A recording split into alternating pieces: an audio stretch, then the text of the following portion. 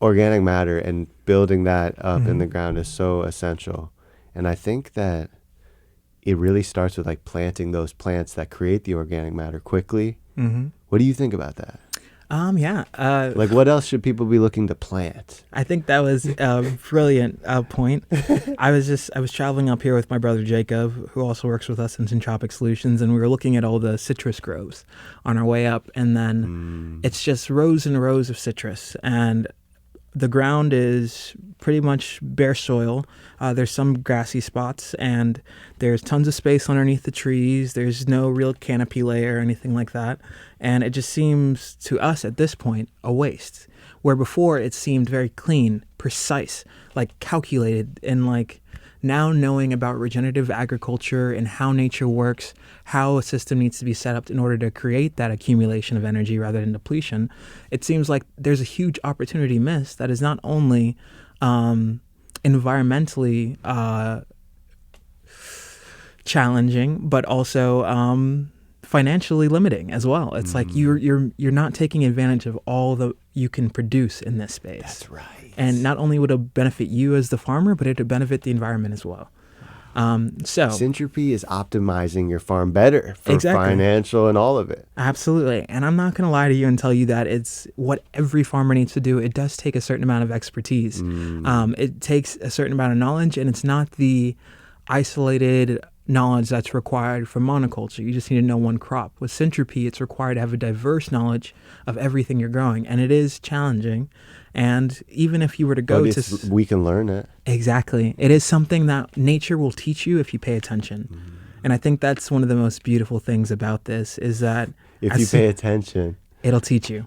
110. Wow. So cool, man. But you're tuned in, man. Absolutely. But just to touch on the topic about accumulating matter and planting those plants to accumulate matter, it's not just your food crops you want to include. If you look at a natural forest, you have everything in place. You have the trees, you have the grass, you have the shrubs. Every spot is filled and everything is playing a role. And if you think about where we got the orange from or where we got the apple from, we took it from its native environment, brought it, replanted the seeds, and created an artificial environment for it to grow. It's meant for the understory too in that, scene in the forest. Agreed. You have to put the plant where it belongs in its natural habitat with its friends, with its community that was supporting it. And you can't take it out of that and put rows of it for million you can, acres. But then we'll find ourselves exactly where we are now, having to add heavy fertilizers, having to fight pests and disease constantly. It's because there's space, those things fill space that would have been occupied by the plant's native surroundings. So if you leave a space, then the pests will come, then the weeds will come, then disease will come, because now you've left incomplete immune system, a body without all of its organs. Mother Nature says, what's going on here? We got to do something about this right now. Exactly. So, yeah. No matter what we're doing, Mother Nature persists. Preach. And I think that's exactly what you're talking about. So not only can you plant more food, plant more diverse crop species, but also plant some support species, nitrogen fixers, other things that can help support your system by adding biomass, or so you can do a chop and drop, things like a Titonia, things like that, that can support your system that aren't necessarily for consumption, but that add value to the environmental stability of your farm or a piece of land. Dude, this is high level stuff because, well, Tithonia, like that stuff is beautiful. Oh my God, yeah. Like, so people are missing out, first of all, but second of all, like you're talking about how, like most people would say, because here's like something I get from my clients all the time. Well, why would I want that in my garden? I can't eat it. And I'm thinking, well, what you're saying, it's good for the soil. It grows. It's going to release all that every time you chop and drop. It's going to have tons of nitrogen and biomass and organic matter to feed the soil. And they might not understand that. So maybe like we were just talking about how this is cutting edge stuff, which is so hilarious. Like you go to an ag school, they're not talking about like planting support plants and Mexican sunflowers. But like I so see how important it is. Like why really should we plant support plants for these citrus? Like what happens if we don't? Well, exactly as I was saying before.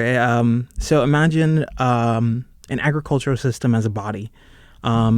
each body has its organs in place. In syntropy, one of the things that we talk about is stratification. So stratification refers to the light requirement of each plant in a system. So you'll have something, let's say in like a 2 or 3 year old system, you'll have your papaya, that's a canopy species.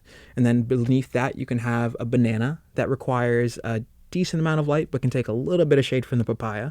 Below that, you can have something like a young cacao growing that needs all of the shade provided by both, and maybe even some pineapples who can also exist under the canopy. And that way, by the time the light goes from the canopy of the forest to the bottom of it, species have accumulated all of that light. As much of that photosynthesis has been captured as possible, which is another principle of syntropy, maximize photosynthesis. It makes sense, man. All that green space in between those citrus trees. Accurate. What's happening with all that sun energy? And when we talk about why is it important to maximize photosynthesis, why is it important to fill that space, it's because what happens when you don't? Without the grass to keep the ground cool, the soil heats up. It becomes hydrophobic. So when the water rains and lands on the soil, it runs off rather than gets absorbed. That's right. And that's when you get like mudslides and prolonged periods of drought and things like that. So by leaving those things out, you open yourself up to the deteriorating effects of environmental degradation. So by making sure that you have those things in place, that means that every harvest, every pruning, you're increasing the fertility of your space, rather than every harvest, you're pulling the last of the nutrients you put in out of the ground. So it's living in Eden instead of a dystopic, right? Like it's scarcity. It is scarcity. Wow. And it's scarcity. This idea that I need to plant 1,000,000 of one thing so I can make sure that I have it, rather than saying I'm going to plant in abundance so that I never have to worry about what I have. Of everything. Agreed. Hey guys, so if you enjoyed this video, please give it a thumbs up and subscribe below. And we'll see you in the next one.